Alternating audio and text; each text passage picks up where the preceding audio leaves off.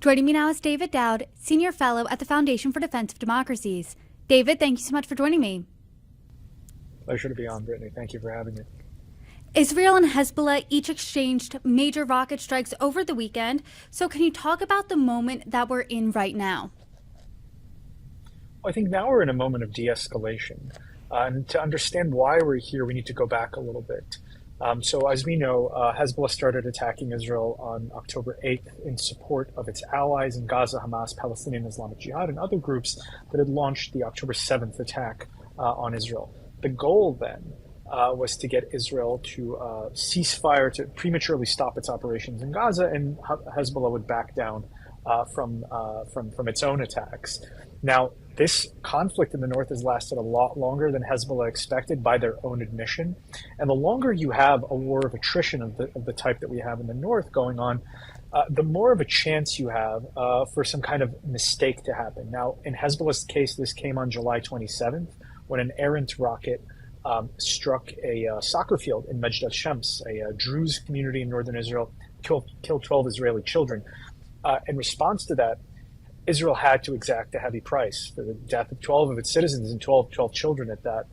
They ended up assassinating Hezbollah's chief of staff, Fuad Shukr, a notorious terrorist who's been a member of the organization for years and has been involved in the death of Americans as well.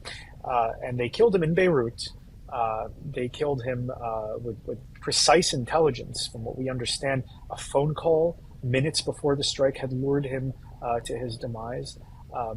The building that was brought down that he was in, collateral damage was caused, civilians were killed, and then the Israelis claimed the attack. So there's the pain that was caused to Hezbollah directly, there's the assault on Beirut, right, on Hezbollah's stronghold in South Beirut, then there's the embarrassment that comes from the Israelis claiming this. Hezbollah had to respond in some way that was commensurate with the Israeli offense. But at the same time, they don't want a war yet. We can discuss why they don't want a war yet. So they have to thread that needle very carefully and exact a revenge attack that would, again, close the file on Shukr and move us back into a place where they've resumed their routine attacks, but not full war. So that attack has happened. Hezbollah has claimed success, and so now we've moved into de-escalation. So what you're saying is that's the full extent of Hezbollah's response to the killing of their chief of staff, and now that's why we're in the moment of de-escalation. Yeah, so it seems to be.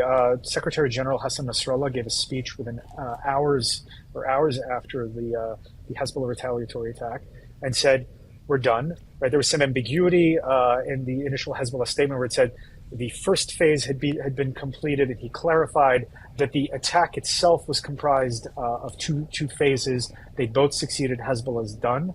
At the same time, he did put an asterisk on that where he said, if the price to be exacted was not sufficient, we reserve the right to attack again at a time and place of our choosing. My sense is that in terms of kind of a major attack from the north, that's done. We could see something from Hezbollah akin to what happened. So in February of 2008,